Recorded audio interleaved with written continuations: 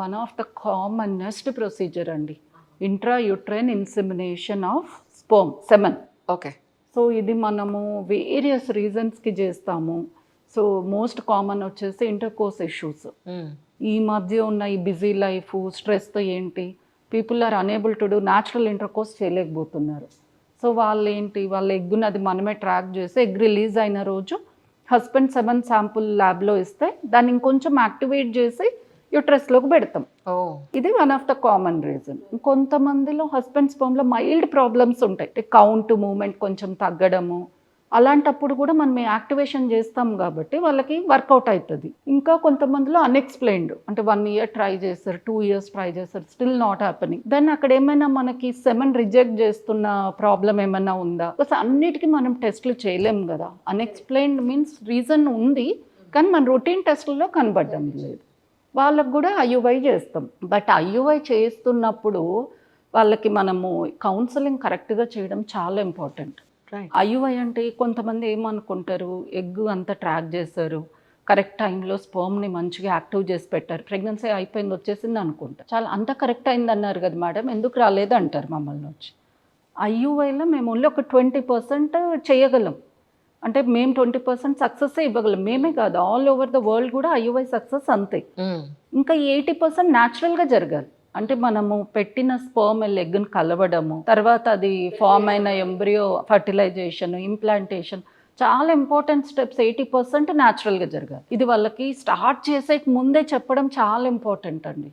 మనం చెప్పకుండా చేసేసాం అనుకోండి చాలా డిసప్పాయింట్ అవుతారు. అందుకని ఇక్కడ మేము వెరీ మచ్ కౌన్సిలింగ్ ఇస్తాం. చూడండి ఇప్పుడు న్యాచురల్ మీద కొంచెం ముందుకు వెళ్తున్నాం, 20% ఛాన్స్ ఉంది, స్టిల్ మనం ట్రై చేయొచ్చు. ఒకసారి కాకుంటే 2 to 3 అటెంప్ట్స్ కూడా చేయొచ్చు, ఆ ప్రాబబిలిటీ పెరగడానికి అన్నట్లు ప్రిపేర్డ్గా వెళ్ళాలన్నమాట మనము. అంటే ఇప్పుడు ఈషా ఐవీఎఫ్ ఫెర్టిలైజేషన్ ఈ ప్లేస్లో పర్టికులర్గా మనకి ఆల్ ఇన్ వన్ రూఫ్ అని అనుకోవచ్చా అండి?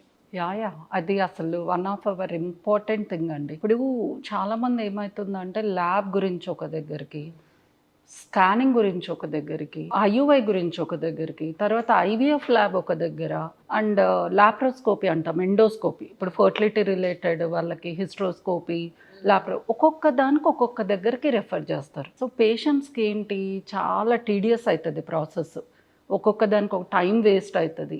ఈ డిఫరెంట్ ప్లేసెస్లో వెళ్ళే కొద్దీ మిస్కమ్యూనికేషన్ కావచ్చు. సో వాళ్ళకి ఆ కోఆర్డినేషన్ కానీ, తర్వాత అన్నీ ఒక దగ్గరే అయితే లైక్ ఐ థింక్ ఆ స్టాఫ్ కానీ, బేసిక్గా డాక్టర్స్ కానీ అందరు కొంచెం వాళ్ళకి తెలిసిన వాళ్ళు, ఇప్పుడు కొత్త కొత్త ప్లేసెస్కి వెళ్ళే కొద్దీ వాళ్ళకు కూడా they don't feel good. Correct. చాలా కమ్యూనికేషన్స్ ఇష్యూస్ వచ్చేసి ఇంపార్టెంట్ థింగ్స్ మిస్ అవుతారు. సో ఇప్పుడు అందుకని మన దగ్గర బ్లడ్ టెస్ట్ల దగ్గర నుంచి అల్ట్రాసౌండ్ కానీ, సెమెన్ కలెక్షన్ అన్నాం కదా, semen analysis, semen DFI, IUI, IVF, hysteroscopy, laparoscopy, ఐవీఎఫ్లో కూడా అడ్వాన్స్ టెస్ట్ పీజీటీ కానీ అన్నీ మనకి అండర్ వన్ రూఫ్.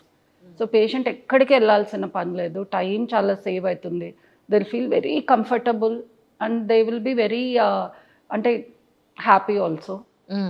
కానీ ఇక్కడ అంటే కొంతమంది ఉంటారు కదా, VIP services they may expected కదా, ఈజ్ ఇట్ అవైలబుల్ హియర్ అండి యాక్చువల్లీ? అంటే కొందరు దే ఆర్ వెరీ కాన్షియస్ అండి. అవునవును. అంటే పీపుల్ చూడకూడదు అనుకుంటారు, సో టైం అస్సలు ఉండదు వాళ్ళకి.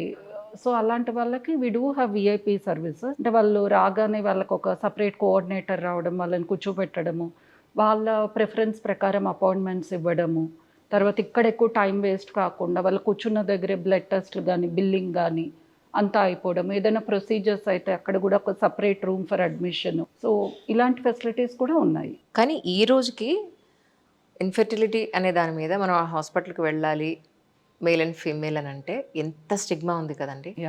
అండ్ వన్ మోర్ ఏంటంటే ఫీమేల్ పాపం వస్తారు కానీ మనం ఇందాక అనుకున్నట్టు మేల్ అంత ఈజీగా యాక్సెప్ట్ చేసి హాస్పిటల్కి రావడం అనేది 90% రారేమో అని అనుకుంటూ ఉంటాను నేను. 90% కాదులేండి, ఐ థింక్ ఒక 50% అనుకోవచ్చు. కొంచెం అంటే అవేర్నెస్ పెరిగింది, కపుల్ ప్రాబ్లం అని వచ్చే వాళ్ళు ఉన్నారు. మీరు అన్నట్లు ఇంకా ఇప్పటికే ఆ స్టిగ్మాతో, ఇప్పుడు ఎందుకు వాళ్ళు రావాలన్నా వాళ్ళ మదర్లు అంటే మదర్ ఇన్ లాస్ బేసిక్గా. మా అబ్బాయికి మొన్న కూడా ఒక అమ్మాయి అంటే వచ్చింది, తనకు అన్ని రకాల టెస్ట్లు అయిపోయినాయి, అంటే చాలా పెయిన్ఫుల్ టెస్ట్లు ఉంటాయి కొన్ని, ట్యూబ్ టెస్ట్ అని, అలాంటివన్నీ కూడా జరిగిపోయింది, అంతా క్లియర్గా ఉంది. సరే నేను అంతా చూసి నా దగ్గరకు ఫస్ట్ టైం వచ్చారు, బయట ఒక 2 years నుంచి చూపిస్తున్నారు. ఓకే. బేసిక్ సెమెన్ టెస్ట్ లేదు కదా అంటే వాళ్ళ మదర్ స్ట్రైట్ అవే, మా అబ్బాయిలో ఏముంటుంది, వెరీ హెల్తీగా ఉంటాడు, హెల్తీ ఫుడ్ తింటాడు, ఈమెను చూడండి అని. ఈవిడికి తెలుసు మరి.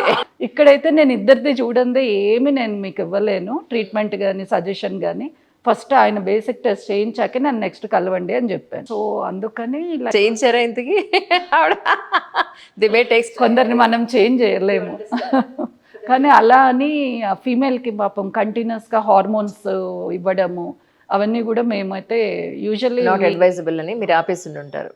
ఆయన మేము చెప్పేస్తాం, చేయలేము, అది అయ్యేంత వరకు తనకి ఇంకేం చేయలేమని చెప్పేస్తాము. బౌత్ వేస్ కరెక్టే కదా, రెండు వైపుల నుంచి ఆరోగ్యంగా ఉన్నప్పుడు తప్ప అవ్వదు. విత్తనం భూమి రెండు ఆరోగ్యంగానే ఉండాలి. కరెక్ట్. చాలా మంది అనుకుంటారంటే భూమి సారవంతంగా ఉంటే సరిపోతుంది, విత్తనం ఎలా ఉన్నా అదే గ్రోత్ అవుతుంది అని అనుకుంటారు. ఫ్యామిలీసే కాదు చాలా మంది, అంటే నేను డాక్టర్స్ కూడా సీన్, మరి వాళ్ళు చెప్పి వాళ్ళు చేయించుకోరు. ఫీమేల్కి చాలా టెస్ట్లు అయ్యి ట్రీట్మెంట్స్ కూడా అవుతున్నప్పుడు అప్పుడు సెమెన్ టెస్ట్ చెప్తారు. సో ఇప్పుడు రీసెంట్గా ఒకరికి సీన్, అంటే తనకి tube test, ovulation induction, injections 1 year ఫుల్గా ఇచ్చాక అప్పుడు సెమెన్ అనాలిసిస్ చేస్తే 0 count. అంటే ఆ 1 year 2 years అన్నెసరీ అమ్మాయికి మెడికేషన్స్ ఇచ్చినట్టు టెస్టులు చేస్తున్నట్టు. ఫస్టే ఇది చేసిందంటే మనము రైట్ డైరెక్షన్లో వెళ్ళొచ్చు, ఆ అమ్మాయికి సైడ్ ఎఫెక్ట్స్ రాకుండా ఉండేవి. అండ్ అంటే వాళ్ళకి ట్రీట్మెంట్ కూడా కరెక్ట్గా వస్తే ఫలితం తొందరగా వస్తుంది కదా.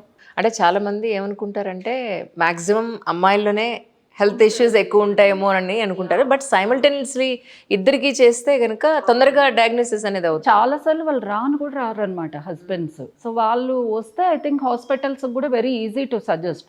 సెమెన్ అనాలిసిస్ ఎంత అండి, ఈ మధ్య 1/2 hour 1 hourలో వచ్చేస్తాయి రిపోర్ట్స్. నేను అందుకనే చాలా మందికి ఏంటో ఒక 1-stop clinic లా, అంటే మన దగ్గర చాలా దూరం నుంచి పెరిఫరీస్ నుంచి కూడా వస్తారు. సో వాళ్ళకి ఈ రోజు ఒకటి రేపు ఒకటి అలా టైం వేస్ట్ చేయడం కన్నా యూజువల్గా ఆ రోజు వీలైనంత వరకు, అంటే అమ్మాయికి స్కానింగ్ కానీ బ్లడ్ టెస్ట్లు కానీ అబ్బాయికి సెమెన్ టెస్ట్ కానీ అన్నీ చేంజ్ చేసి ఆ విజిట్లోనే రివ్యూ కూడా చేసేసి ఇది ప్రాబ్లం ఇలా చేయించుకోండి అని చెప్పేస్తాం అనమాట. దాంతో వాళ్ళకి టైం సేవ్ అవుతుంది, అబ్బాయి మరీ రాకున్నా మనం ఆ వచ్చిన విజిట్లోనే మాక్సిమం యూటిలైజ్ చేసేసుకున్నట్లు. ఇప్పుడు సపోజ్ స్పర్మ్లో మనకి కౌంట్ తక్కువ ఉంది లేదా 0 ఉంది అని అనుకున్నప్పుడు ఇక మనం అక్కడి నుంచి ఎలాంటి యాక్టివ్ సెల్ని తీలేవు అని అనుకున్నప్పుడు చేసే పరిస్థితి ఏంటండి? యాక్చువల్లీ స్పర్మ్ 0 ఉన్నప్పుడు ఫస్ట్ అసలు ఎందుకు 0 ఉంది అనేది చూడాలి.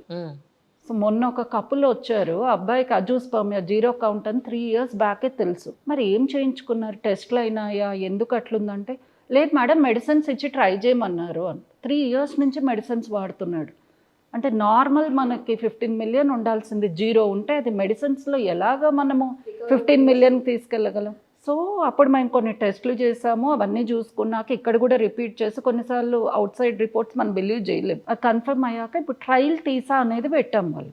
అంటే ఏంటి, స్పర్మ్ ప్రొడక్షన్లో ప్రాబ్లమా, ప్రొడ్యూస్ అయ్యి బయటకు వచ్చే ట్రాక్లో ఏమైనా అబ్స్ట్రక్ట్ అయ్యి మనకు కనబడడం లేదా, అది ఈ టెస్టికులర్ ఆస్పిరేషన్లో తెలిసిపోతుంది.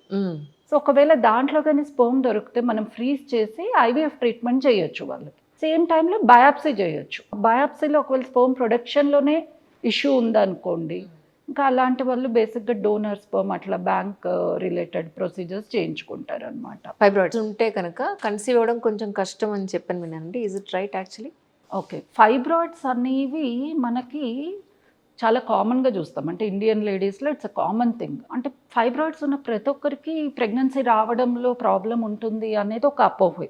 సో ఫైబ్రాయిడ్స్ అనేది మనకు రకరకాలుగా ఉంటాయి, అది ఎక్కడ ఉన్నాయి, వాటి సైజ్ ఏంటి, ఎన్ని ఉన్నాయి, వీటి బట్టి ట్రీట్మెంట్ కూడా డిఫర్ అవుతుంది. ఇప్పుడు చాలామందికి ఫైబ్రాయిడ్స్ అనేవి యూట్రస్లో మనకి గర్భసంచి పొరకి దూరంగా ఉండడము, ఆర్ అవి ఇట్లా సబ్సిరోజల్ అంటాం, అంటే కడుపు లోపలికి పెరుగుతుంటాయి, గర్భసంచి లోపలికి పెరుగు. అలాంటివి అసలు మనం టచ్ చేయక్కర్లేదు అన్లెస్ అమ్మాయికి ఏదో చాలా పెయిన్, హెవీ పీరియడ్స్ ఉంటే ఆ సిమ్టమ్స్ గురించి చేయాలి. సో తనకి పెయిన్ లేదు, అవి గర్భసంచి పొరకి దూరంగా ఉన్నాయి, వాటిని ముట్టుకోకపోవడమే బెస్ట్. రైట్. కానీ కొందరిలో ఫైబ్రాయిడ్స్ లోపలికి పెరుగుతుంటాయి, వాటిని మనము ఇంట్రామ్యూరల్ అని సబ్మ్యూకసల్ అని అంటాం. ఇలాంటి ఫైబ్రాయిడ్స్ మాత్రం ప్రెగ్నెన్సీకి మనకి ప్రాబ్లం క్రియేట్ చేయొచ్చు. అలాంటప్పుడు వాటిని రిమూవ్ చేశాక కూడా 3 to 4 monthsకి ప్రెగ్నెన్సీ అనేది ప్లాన్ చేయాల్సిన అవసరం ఉంది. డేట్స్ స్టార్ట్ అయిన తర్వాత చాలామంది అమ్మాయిల్లో కడుపు నొప్పి అనేది వస్తూ ఉంటుంది. పెద్దవాళ్ళు ఏం చెప్తారంటే రేపు మ్యారేజ్ అయితే తగ్గిపోతుందిలేమ్మా అని చెప్తారు. యాక్చువల్లీ ఎందుకు వస్తుంది? దానికి కారణాలు ఏమై ఉండొచ్చు? ఒకవేళ అది కడుపు నొప్పి వస్తుంది అని అంటే అక్కడ మనకి ప్రాబ్లం ఉన్నట్టనే అనుకోవాలా? అంటే కడుపు నొప్పి కూడా ఎంత సివియర్గా ఉంది, ఎన్ని రోజులు ఉంటుంది, ఎప్పుడు స్టార్ట్ అవుతుంది. సో సిమ్టమ్స్లోనే మాకు ఒక సగం డయాగ్నోసిస్ వచ్చేస్తుంది. సో అడిగినప్పుడు నీకు పీరియడ్ స్టార్ట్ అయ్యక ముందు నుంచి ఉందమ్మా, ఎన్ని రోజులు ఉంటుంది, ఎంత సివియర్గా ఉంటుంది, అంటే ఒక టాబ్లెట్ వేసుకుంటే తగ్గిపోతుందా, లేదు నువ్వు చాలా ఎక్కువ టాబ్లెట్స్ ఇంజెక్షన్స్ వేయించుకోవాల్సిన అవసరం ఉందా, వర్క్కి కానీ స్కూల్కి కానీ వెళ్ళగలుగుతున్నావా. సో ఇది మనకి మైల్డ్ మెన్స్ట్రల్ క్రాంప్సే అయితే యూజువల్గా వాళ్ళు ఒక టాబ్లెట్, ఆ టాబ్లెట్ లేకుండా ఒక డే రెస్ట్ తీసుకోవడంతో తగ్గిపోతుంది. సో సివియర్ పెయిన్ అనేది చాలాసార్లు ఎండోమెట్రియోసిస్ అనే కండిషన్లో చూస్తాం.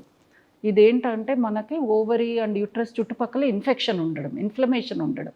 ఇలాంటి వాళ్ళకి పెయిన్ అనేది చాలా అన్యూజువల్, వెరీ సివియర్గా ఉంటుంది.